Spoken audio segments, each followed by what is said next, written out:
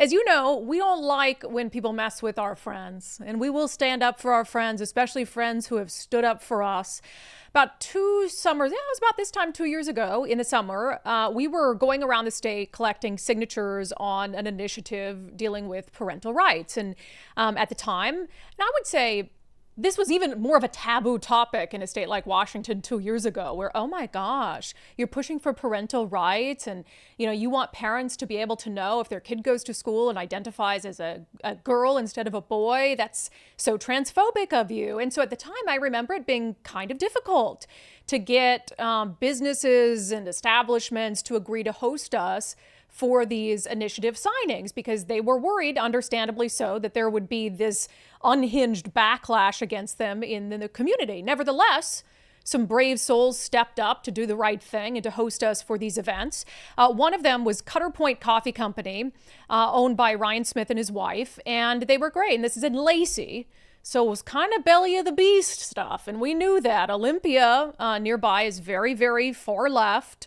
They certainly have a big Antifa contingent. The school board and all of that, very far left. And so I think Ryan and his wife knew, like, this is probably a risk to our business to host Brandi and team for this signature gathering event, but they did it anyway. And, it became pretty clear that there was going to be some backlash toward them. In fact, as we hosted the event, we were protested. We were called transphobes, and you had the whole, rainbow mob outside harassing people as they came and went. And there's Ryan trying to just move him off his private property. But Ryan took it all in good stride and didn't shut down the event. Curiously, his coffee shop, the windows were busted in, a couple weeks later, or maybe a month later, in a quote unquote robbery. I tend to think it was probably Trantifa coming in and trying to mess with us and do something. So that happened. And he was like, okay, but we still believe in what we did here. And so I don't have a problem with it. So Ryan, in fact, has decided to get even more involved, and he has decided to run for Olympia School Board. And as you know, we focused on the Olympia School District and the school board in our documentary Operation Indoctrination, because I really believe it's one of the wokest, most backward school districts in the nation. And they desperately need some sane people who want to focus on academics, who want to get away from radical gender ideology. They need those people on the school board. And Ryan has stepped up and said, hey, we've got 4 kids, some who've already graduated from Olympia, some who are still in the Olympia School District. On his website, he talks about his campaign being about balance, trust, safe schools, teacher support. He says he met his wife of 27 years in a ceramics class. In the ceramics class, we didn't have one of those in high school, but at the Olympia School District. He said, I was a teacher in the Olympia School District, and my wife also worked in OSD. We have a deep connection to the Olympia community. We're saddened to see how recent decisions by the district have led to declining enrollment and increased focus on ideology over education and the threat of school closures due to budget shortfalls. So he's running to serve the community and to restore, parental trust, certainly, in the school district after a long list of incidents involving indoctrination of kids. Again, you can watch our documentary Operation Indoctrination to know why he's running. And he just wants to, I think what most parents want is to send their kids to school, not to have secrets kept from them about what's happening with their kids at schools, not to have teachers indoctrinate their kids in some radical ideology and make them future members of the Democratic Party. So that's why Ryan Smith is running. But even 2 years later, the fact that he hosted an event with us about parental rights is now coming back to haunt him, at least as far as the far left Trantifa ideologues are concerned. So Ryan kicked off his campaign on June 8th at a friend of his bar. His friend's name is Nicole, and it is relevant, I think, to mention Nicole is a lesbian. Not my Nicole, but his friend Nicole. So he's got a friend named Nicole, owns a bar, happens to be a lesbian. And he's not holding that up as some look at me, I'm pro-LGBTQ because I have a friend that's lesbian. It just happens to be that this bar is sort of known in the community as being owned by a lesbian and therefore being maybe more LGBTQ friendly, as if every bar in Washington state isn't LGBTQ friendly. Give me a break. He hosts this. Whoa, Reddit Olympia didn't like that. The little left-wing Redditors didn't like that. So now not only are they attacking Ryan because of his connection to us, but they're also attacking this lesbian bar owner for daring to host this transphobe who's friends with Brandi Kruse. It says Nicole's bar is not queer friendly.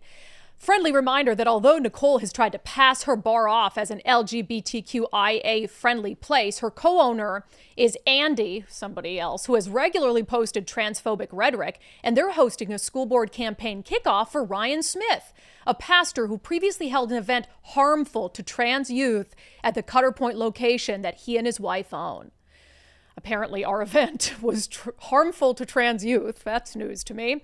Queer folks and allies spending money at Nicole's helps line the pockets of transphobes like Thielen who support political candidates like Smith. There's no amount of rainbow washing that makes that acceptable. So I think they mean that they're suggesting Ryan is trying to rainbow wash himself as not a transphobe because he has a lesbian friend who owns a bar. But I want you to look, and there's more, but I really want you to think of the thought process here. So going back 2 years ago, we hold an event that has nothing to do with targeting trans children. It's about parental rights and making sure parents know what's happening with their kids at school. So because Ryan and his wife opened up their coffee shop to us, we're obviously transphobes. I mean, that's a given.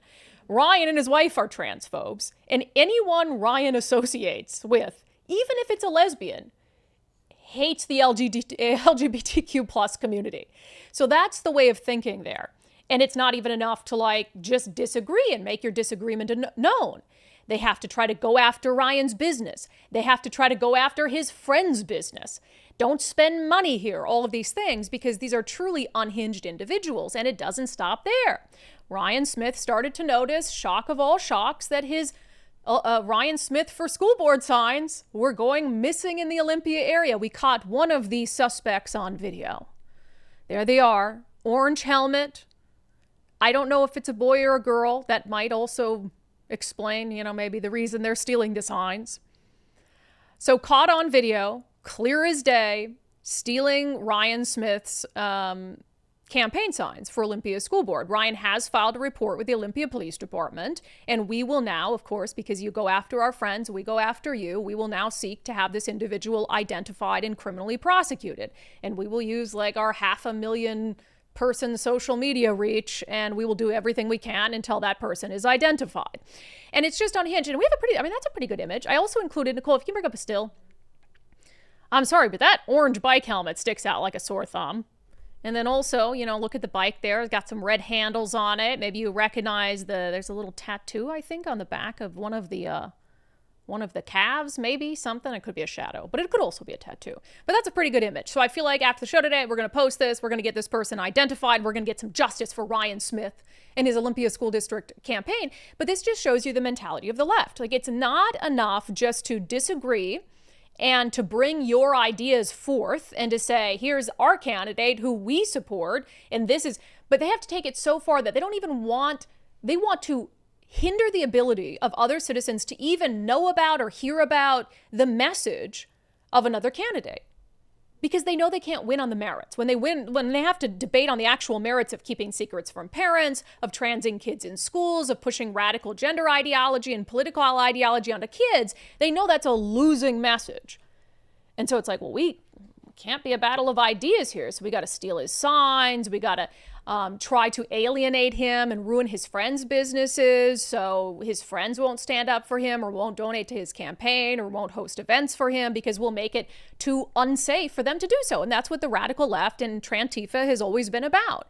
They want to bully people into silence. They want to bully people into not speaking up, into not running for school board, because there are individuals who will give in to that. If they're not, like Ryan, he's been willing to put up with a lot. He put his business on the line to host us. And now he's putting himself out there again because he believes that he can improve the Olympia School District. And he's got thick skin, so he's willing to stand up to some of this. But not everyone will, and I don't necessarily blame them. You've got a family, you've got a business, and you're not ready to be protested out front as transphobes or absolutely harassed on the internet as being anti-LGBTQ, etc. So you have a lot of reasonable people who will give in to bullying like this and criminal conduct like this, because it is criminal to steal people's campaign signs. So I'm glad Ryan's not giving in. I'm glad he's pushing back and fighting back. We will help him in that regard because he helped us when we needed him, and because he's sane. And we need sane people like him on the Olympia School Board in particular. So we'll get that information out there, you orange helmeted extremist, we shall find you. And the Olympia Police Department hopefully will take it seriously when we do.